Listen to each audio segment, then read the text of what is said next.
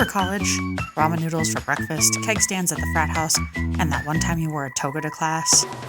Sleep came easy and hangovers were the worst of our worries. We'll be digging through our college days when our knees didn't hurt and we could bend down to tie our own shoes without any help. Then we'll crash land back in reality, where you know your social calendar features more doctor's appointments than happy hours. This will be a hilarious, unflinching look at the journey from dorm room debauchery to derm filler diplomacy. We'll be chatting with friends whose stories are as legendary as they are relatable. We'll laugh, we'll cry, maybe even apply some face cream together. Getting older might come with many inconveniences, but it also comes with the wisdom, wit, and freedom to tell it like it is. This is Hot Flashbacks. I won't talk like that, I promise. My normal voice. Okay, that's fine. I didn't bring you on here because your voice is like so cool or anything, so. That's good to know. I brought you on here because you're old. Welcome to Hot Flashbacks. I am here today with my, I guess you'd be like my... I'm your aunt. Aunt? We just call it aunt? As far as Okay. I'm concerned, Yeah. I'm your aunt. I'm here today with Aunt Chris. Do you want to introduce yourself to our audience here? Well, sure. My name is Chris Kundal. I've known Molly, how many years now? Gosh. 7, I want to say. 7. Yeah. I absolutely adore Molly. That's why I brought her on. So happy she's part of the family. I'm telling you what. But do you want me to tell about what I do? Or? Sure. Yeah. Tell us what you do and how old you are. I am 59 years old, born in October, so probably like 59 and ish, some. I am an escrow officer. I close real estate transactions. If you buy or sell a house or refinance, you meet with me and I sign the papers. I don't do your loan or anything, but I get the opportunity to meet a lot of people, and I truly love what I do. I absolutely love it. I've done it for 35 years, I think. I've been doing this. Wow. Yeah, I love it. I absolutely do. So your birthday's in October and you're going to hit the big 6-0. 6. How does that feel? You know what? I honestly have never, when it comes to my age, I've never really given it much thought. Truly. There's times people say, how old are you? I don't know. You know what? It's not something that's always been on my mind of, age. So 60, I don't really think about it. It's not daunting to me. I think if I did take a minute and think about it, yeah, I might be scared and think, I'm so old. But, no time to be scared. No. Yeah. As you get older, I think, you quit caring so much about what people think about you, and you kind of... That is one of the nice things, right? Yeah. As you age, you just don't have as many you-know-whats to give. Exactly. Yeah. And it's not in an ugly way. It's just more kind of an acceptance. You know what? I'm all right. Yeah. I'm okay with who I am. And if somebody doesn't like who I am or what I'm about, I don't have to take it so terribly personally. Yeah. And you live your life. I think one of the things I have enjoyed about aging is realizing that not everyone's going to like me, and I can be okay with that. Right. I know when I was younger, I felt a lot of pressure. The pressure I probably put on myself to be liked by everyone. And then later I realized, and I think there's some quote that I can't think of right now, but it's something about if you have a personality, basically, there are going to be some people who don't like you.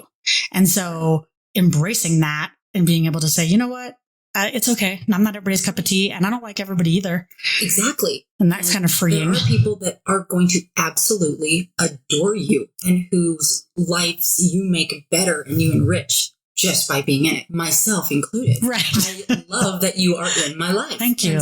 And I mean that. Yeah. I mean that sincerely. We enhance some people's lives. Right. And vice versa, and sometimes we don't. So that's okay. Cool. Well, I thought it'd be cool if we could talk about, I don't know if cool is the right word. I thought it would be interesting if we could talk a little bit about finance. I think one of the things that happens as you age is the way you spend money and what you spend money on and how you think about your future changes, right? Yeah. So when I throw back to my 20s and I think about the things I chose to spend money on and the money I had to spend, or at least the money I thought I had to spend versus the way I view things now. And my wife, Alex, always jokes about bills because it's like her favorite thing to get the bills and get them paid. Oh. And then to have no money again is the life of an adult, right? I couldn't agree more. I love paying bills. Yeah. It's like, yay, I'm doing my part. Yep. Yeah, it's a good feeling. Satisfying. And then you get paid and it's payday and you're excited and you pay your bills and you have no money again. And that's just the cycle of life. Yeah. When you get a little bit smarter about how you spend your money, Right. or how you don't spend your money, and then you can see your savings account get bigger. Yeah. You go, oh, thank goodness. And that safety net just gets a little more solid. It's a good feeling. It is. Yeah. I mean, yeah. When you think back to being in your 20s, can you think of any, I know that feels like forever ago, right?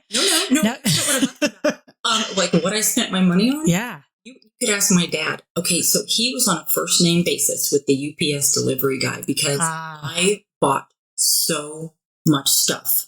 It was mainly clothes. And it was, I don't know if some of our listeners out there, your listeners, I should say, remember the Spiegel catalog. I loved that thing. Then they sold everything.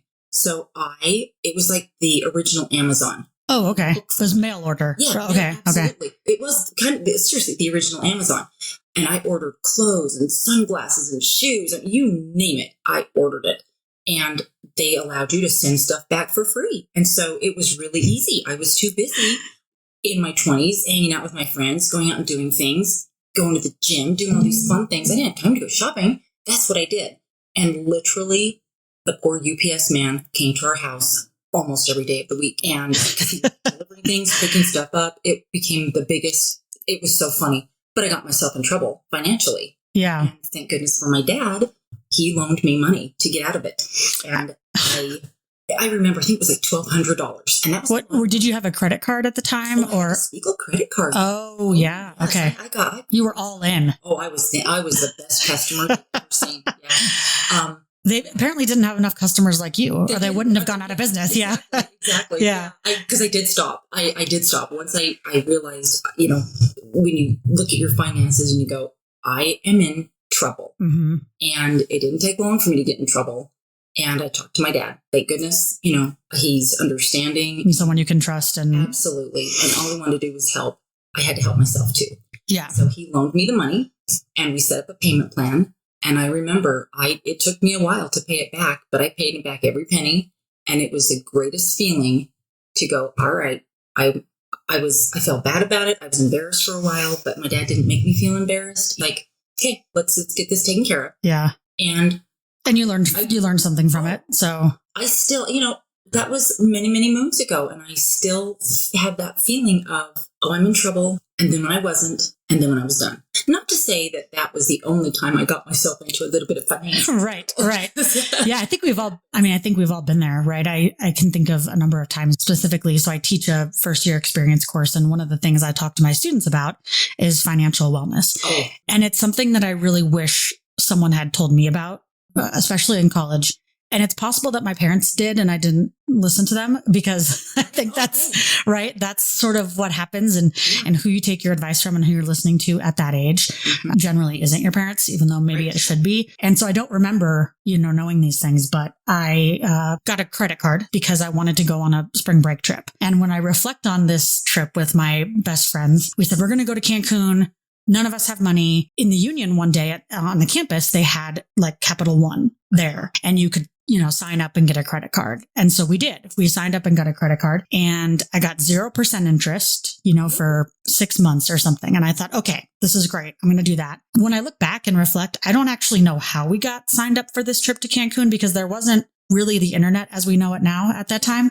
I have no idea where we found this trip to Cancun, but it's all inclusive trip to Cancun. And we were going to go to all these clubs. And I think it was about $2,000. Oh my gosh. Yeah. Which, now in retrospect doesn't seem like that bad. Yeah, but then, right, we're in the early 2000s. It felt like a lot of money. So I put the trip on my credit card, go to Cancun. We have a wonderful time and we come back. I begin paying my bill and I'm making these minimum payments. Now, credit cards now share with you, hey, if you make the minimum payment, here's how long it's going to take for you to pay this back. Then they didn't have that. They had no obligation to share that with you. And I had no idea. I was just going to keep making that minimum payment. 1 month, something happened and I didn't pay. And again, this was back in the day when you had to mail your bills in. So it was a little easier to miss something or forget or get caught up and not make a payment on time. Now you can auto pay, which is a blessing. And so I missed a payment. I got my next bill and I had a penalty, like a late fee. And then I looked and I saw they were charging me interest and the interest was like 19%. And I was like, why? How? I thought I signed up for 0%. It's only been 2 months. Why is it? I tell my students, the terms of conditions that no one reads on the credit card, all that small fine print often says that if you don't hold up your end of the deal, and make up payments, then we don't hold up our end of the deal and give you the 0%. And I didn't know that. And long story short, I think that $2,000 trip to Cancun ended up costing me upwards of $6,000 by the time I paid it off. Yeah. There's a statement that said, people who understand interest don't pay it. Yeah. Don't understand interest, pay it. I get that. And my dad told me that. Yeah. I don't know if he came up with it or if he heard it from someone else, but a truer statement does not exist. Yeah, I did. And when I was younger, I signed up for, I think I was 8th or 9th grade. And I don't know if you remember this, but they had Columbia Records. Do you remember the mail service? I did the one with the books. Okay, of course you did. Books, yeah. Yeah, that checks out. I got me and books. So I said, you can get 12 CDs for a penny. That was the deal, right? And you would get these things in the mail. You could get 12 albums for a penny. Oh, it was getting gifts in the mail. Yeah. And I thought, I'm going to sign up for that. I think it was like in 8th grade. The deal was that you could just sign up and then they were going to send you a bill. I got my 12 CDs for a penny. And then every month they send you a CD, like one that they've chosen if you don't go in and choose something on the mail or a catalog. And so you just get this random CD. And I started by sending them back. I don't know if my parents knew, and I was really worried they were going to find out. So I started by sending them back. Eventually they wouldn't take them back anymore. And so I had this beanbag chair in my room, this big pink beanbag chair. And every time one of those would come, I would open the beanbag chair and put it in there and as if everything was going to go away. Right. So I had this massive beanbag chair full of CDs that I had never opened and bills from Columbia. And so one day I got a final notice from them that was like, the way I read it as an 8th grader was like, I'm going to go to jail. I'm going to go to jail. Yeah. So I came clean to my parents, and actually I had to fulfill my obligations to Columbia, which was to pay, I think it was like $76 for the CDs they had sent me. Then I had to buy one a month for a couple months or something. And I remember thinking that I'll never sign up for something again without reading the fine print. I wish I could say that I stuck to my guns. I obviously didn't, since I went and got a credit card to pay for Cancun. Emotion comes into that. And just that idea of, this could be so great. And I've got a handle on it. I'm okay. Yeah. I can do this. And then you realize, but they're all learning experiences. And I think, when you're younger, talking about finances with your parents can be really nerve-wracking. I remember thinking very much that I had moved out, I was in college, or I was out of college, and I needed to figure it out on my own. I was embarrassed. I had made mistakes. I was in some credit card trouble, and I did get myself out of it. But I think if I had reached out to my parents sooner, I probably could have gotten a little more help and advice, even if not financial help, even if it was just, hey, here's what you need to do. I was very scared. Oh, of course. And yeah, I think that's when a lot of mistakes are made, is from fear, because if you don't know what to do, you do nothing.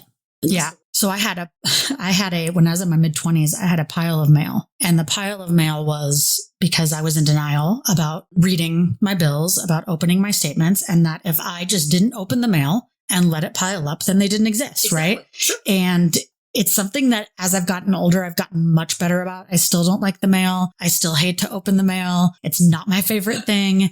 But at one point in my life, in my late 20s, I recognized that I can't keep a pile of bills. Right. And be a successful, happy person, right? And that denial, every time I looked at it, was triggering. It brought on stress and anxiety. And as long as I didn't look at it, it didn't exist. What I had learned over time was you have to deal with these things head on, because otherwise it gets worse, and it builds and it builds, and it sits in the back of your mind. It's causing you stress, and it's causing you anxiety. And it's like the ocean. It will come, and yep. If you turn your back on it, yeah, you're sunk. Yeah. And I talk to my students even now about preparing for retirement and things. And so since you are 59, soon to be the big 60, it would make sense that this is at least something you've thought about. Oh, I think about it a lot, because I work at a company. Just recently, they closed the doors. The owner decided to retire at the end of 2023, and he closed the doors. Worked for this company for 13, 14 years. It seems like I wanted to be there forever, because it was such a great situation. Worked with my best friend. I've known these people forever. We were a small business, and they didn't have benefits like that. No retirement account, nothing like that. And did I do anything on my own? No, I did not. So how old were you when you started working there? So it's about 14 years ago. So okay. I can't do math in my head. Give me a phone. Okay. So like 46. 46. Okay. I had worked at companies before where we had retirement accounts, things like that. Yeah. Life things happen, and I cashed it out to take care of other things. Was it a smart idea? Probably not, but at the time, it was what you needed to do. Yeah. Absolutely. Yeah. I have no retirement. Don't have anything. I've got Social Security. Well, that. But they've been saying who knows if it's going to exist since I was in junior high. So I'm banking on that will just keep riding until I need it, but We'll see. The fingers are. There's nothing you can do, right? You're paying for it, and yeah, we have to pay into it. Great, but we know it's not enough to live off of. No, not at all. So I have thought about this quite a bit. Do I have a solution yet? No, I do not. My friend and I, we've actually talked about this. The friend my best friend that I work with, we work together now again. We've talked about this kind of stuff, and I won't say what we've come up with. Did you come up with OnlyFans or fans only? What's it called? Is that what you came up with? No, it's something. I'm not going to say it because you can. We're in that realm. Yeah. Either high paid or low paid hoes. Yeah.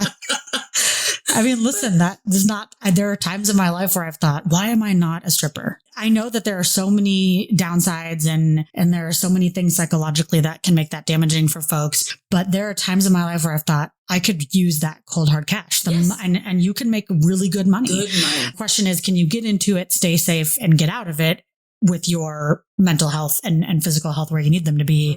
People.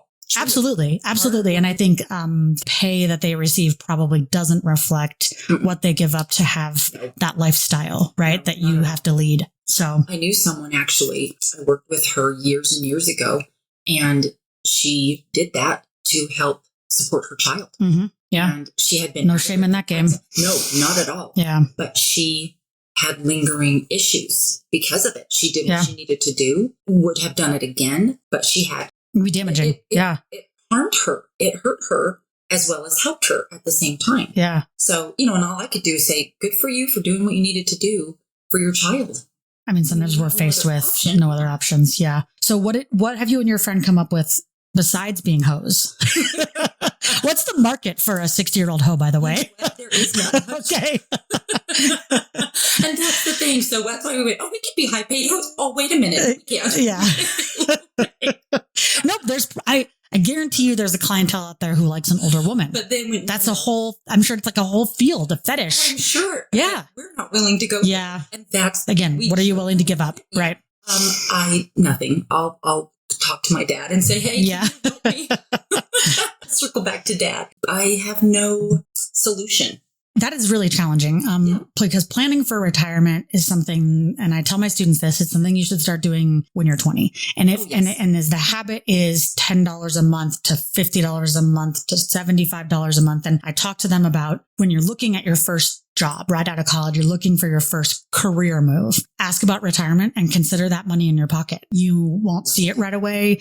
You won't be able to touch it. But between a job that offers you $45,000 and no retirement and a job that offers you $38,000 and a retirement contribution, to the extent that you can take that lower pay, right? Because at the end of the day, cold hard cash pays bills, right? And money in retirement doesn't pay medical bills, right? But to the extent that you can take that job and begin that process or let your employer begin that process for you, you should. And I show them this graph of what it looks like when someone starts contributing to their retirement at 20 versus when someone starts contributing to their retirement at 40. So smart. Yeah. And the difference is shocking. It is. And so I know I started young. I got my first job working in higher education, as I still work in now, and have an account with TIAA-CREF that I've had, at every institution I've worked at. And I haven't put in as much money as I know I should, but I know my employer is contributing a good amount. And I know that I contribute.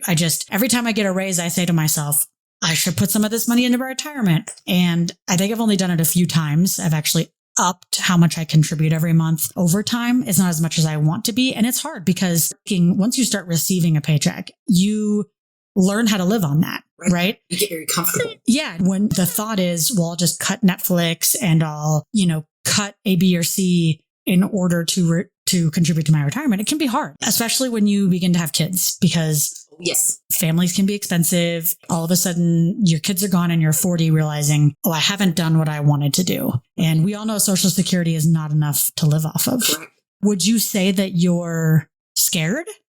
There are times, yes, if I give into it and I think about it, I do have that sense of fear that kind of washes over me. And I just think, oh, what am I going to do? Because I don't want to.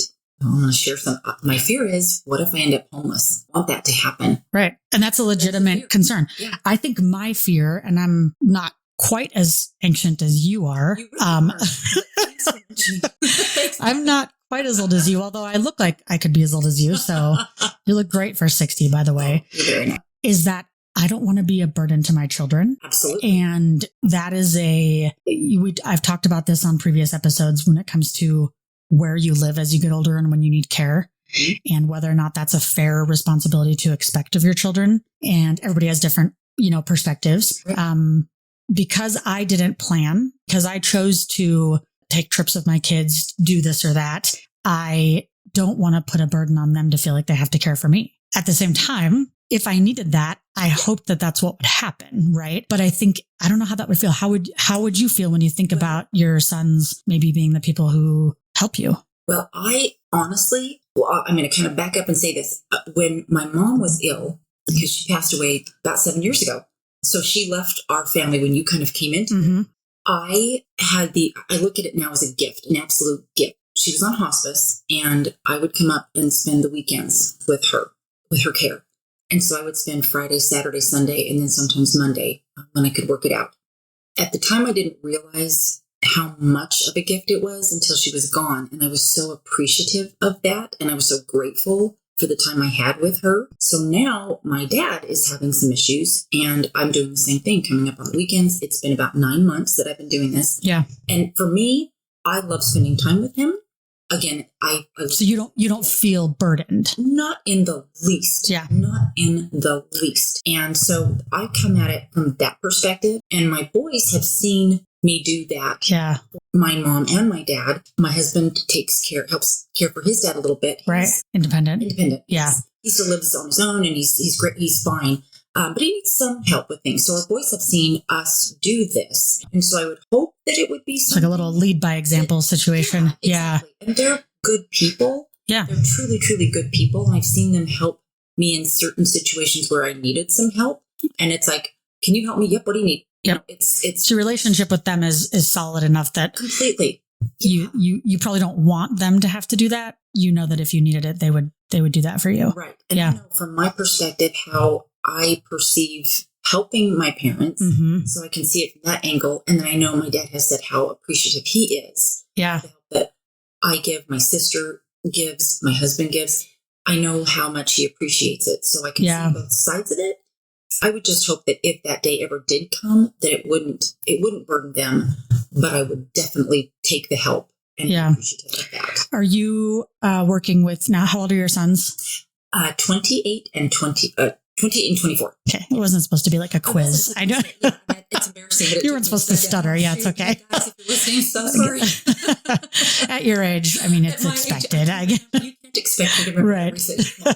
So I'm sorry, 28 and 24. 24. Okay. And have you talked with them about their plans financially and going through maybe some of the things you've went through and where you're at and where you hope they can be? Mm-hmm. In fact, I've shared with them, my experiences, and both of them great jobs where they have benefits, full benefits. Thank goodness. They've got retirement accounts that they've started, and they're doing very, very well.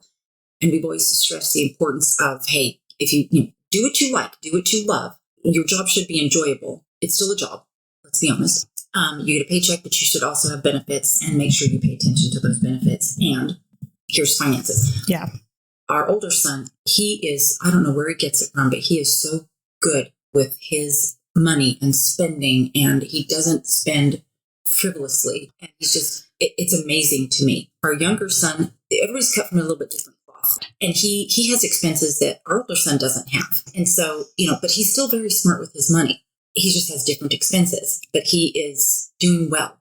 I think back to some of the poor financial decisions that I've made, wonder where my life would be if I, had made different decisions. Mm-hmm. The philosophies I sort of have. Philosophy sounds fancy. It's not fancy. It's just, I don't want to spend my life when my body is good, when my mental health is good, when I can go out and do things and see the world and experience things. I don't want to not do those things because I'm saving for retirement. And I have some friends who very much live by this philosophy of living in really a minimalist place because they're so concerned with being able to financially take care of themselves in their older years. And I'm just not that person. I just have bad luck and I feel like I'll probably, die at 62. Don't say that. Well, I don't want to save, I don't want to spend my whole life saving money for something that I may never even see. Exactly. Right. I'm trying to strike a balance of, can we enjoy our lives now and do some things, but can we also prepare for the future? And at some point, I hope that those things can be balanced because I'm afraid, what if I save my trip to South Africa that I really want to take until I'm 70? But then when I'm 70, I'm not physically able to do that. I don't want that. Yeah. I imagine that as I get older, I'll be doing less exciting things, right? I'm not going to be climbing rocks or rappelling from anything. And so if I can do that now, then I'm going to do that now and know that I want to live comfortably when I get older, but I'm not banking on doing all my fun things when I get older. Well, exactly. Because fun looks different at different ages. Right. Yeah, exactly. No, that is so true. That makes me think about how we view the things we did in our 20s as fun that probably now, right? you couldn't imagine doing. Oh, heavens, no. Yeah. Yeah. And the things that you did when you were 20 or 25 that were really fun and enjoyable at the time. But really, at the end of the day, stupid. Yeah, that actually is you're really good at this. Is it first time on a podcast? Yes, it is. Wow. You just gave me a segue as if you've done this before. So yeah, we play this little game called Then and Now Throwdown where we sort of compare things from then to things of now and what would you take? What would you do? So the question for you is landline phones and answering machines or cell phones and texting? Oh, cell phones and texting. Really? Oh, yeah. Okay. All day long. I'm in the other camp. Really? Yeah, I think the freedom of a landline, while I enjoy the things I get from my cell phone, I really like the idea that when I'm not available, I'm just not available. And nobody's upset about it. Nobody's expecting a response. You came to my door. I'm not home. You called me. I'm not there. It's okay. And nobody's panicking. You're not worried. You're not stressed. I didn't call you back. I'm just probably doing something. Yes. And I feel a sense of freedom relative to that. And I guess it's a different sense of freedom with the cell phone. And I was reading this article about this generation of kids, right? This teenage generation. And it was talking about how because of the cell phone, young kids expect immediate responses. Okay. They exhibit very little signs of patience. They have no tolerance for waiting. As a matter of fact, just the other day, Jackson says to me, I get up at 7 a.m. on a Saturday because he wants to be skiing by 8 a.m. on Saturday morning. And by 10 a.m., he texts me that he doesn't like the snow today. And I know he doesn't like the snow today. And he's wondering if I can come get him. And I'm thinking, if he didn't have a cell phone, he'd be sitting there till 2:00 when I showed up and he would be fine. He would ski. He would sit and back in that day, read a book, talk to someone. It would just be what's expected. He'd make it work until 2 because that's when I said I was going to get him. Now that he has the phone, he thinks he can just call and I'll be there. And then if he has to wait till 2, he's going to be upset because there's this expectation that we don't wait anymore. You don't wait, right? When you get out of the movie theater, your ride is there. Whereas when I grew up, it was, we're guessing the movie ends at 9:30. So that's when I'll pick you up. And if the movie gets out at 8:55, then we knew we just had to do something. Yeah. And I kind of miss that flexibility. Yeah. Well, and I guess we could still just say set that expectation. But I was going to say what I like about the whole cell phone thing, and that is great. 59-year-olds don't have a lot of patience either. We can learn to not have my thing with the cell phone, it is convenient, and then there's the safety thing. I always feel a little more safe and secure when I have a cell phone in case of an emergency. I love that piece of it. But I understand 100% where you're coming from with the whole, hey, I don't want to be bothered. Your cell phone speaks to you all the time. Yes. All the time. If you don't charge it, well, then you can control your cell phone a little bit and let it not have a charge. But whenever the little screen flashes, what is that? And, it's the most important thing in the world. And you get a little dopamine hit. Yeah. And so, for that, that is a pain. So there's good and bad on either sides of that. But for me, that whole security of, okay, if I need to find my kids, if I need to know they're safe, you appreciate that. That's where my peace of mind comes in. Yeah. Well, how do you feel about the change in movies? So renting movies, going to the video store, or streaming and have movies on demand? I'm all about convenience. But I remember. Own it. It's all right. Yeah. I can glean the happiness out of both because I remember taking the boys to Blockbuster. Would have felt like an event. And it was exciting and ooh. And we were there for 10 minutes and and then, sometimes the movie you want isn't there or then. That would be a bummer. Then it's here. Yeah. It's so exciting. So I miss that, but I think I miss the kids being young. You know what I mean? Okay. Because you have those, and not events, but those things that you do and those outings and going to the video store. That was a big deal. Well, and then if you rented the movie, you were all going to watch it. Exactly. Right. And when things are on demand and you can stream them, it feels like you can make time for it whenever. Yeah. But when I've spent $5.25 at Hollywood Video and I picked up some red vines and we all agreed on it, we're going to, it's an event. Yeah. Yeah. I miss that. I think this generation is going to miss out on a lot of those kinds of experiences. Sure. And I will say another one that I think of is going to the record store or going to look at CDs and tapes and records and previewing them, because you used to have the headphones and you could put them on and listen to the CD a little that they were promoting versus having whatever music you want at the snap of your fingers whenever you want it. Does it lose value? Right. And does the movie experience of sitting at home streaming something lose value because it's just so easy and available versus going to the store? And I think music, I saved up from, first I spent all my money at Columbia Records and I had a lot of Boys to Men CDs.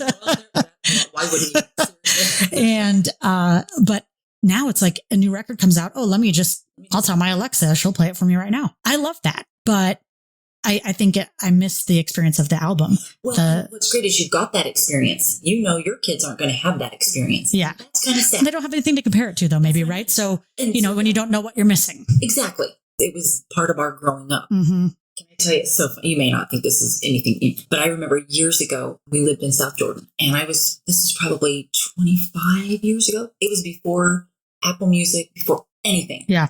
I got a phone call one day and it was a survey. And they were asking about how would you feel if you could get songs through a cell phone? It was about this very thing. Okay. What would you pay for that? And I remember saying, "Oh, but I'd pay $1 for a song." I remember they were asking, they were just gathering information about this, and then trying to see if it would be something that catch on, right? All of this, and songs are $1 on iTunes. They must have listened to you. They must have. I think that was the pivotal one that said, I probably tipped them right over the edge. Going, okay, she said yes.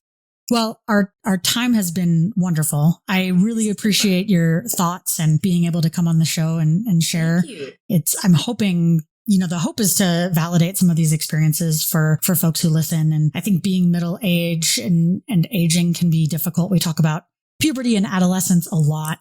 And then you hit your mid 30s and you go through this whole long 30, 40-year journey of aging. And I think it's challenging. And so I appreciate you coming and being vulnerable and willing to share with everyone on what it's like financially to think about your later years. So things. Yeah. Thank you. Yeah. It's been fun. Thanks for coming. And thank you for listening. This is Hot Flashbacks.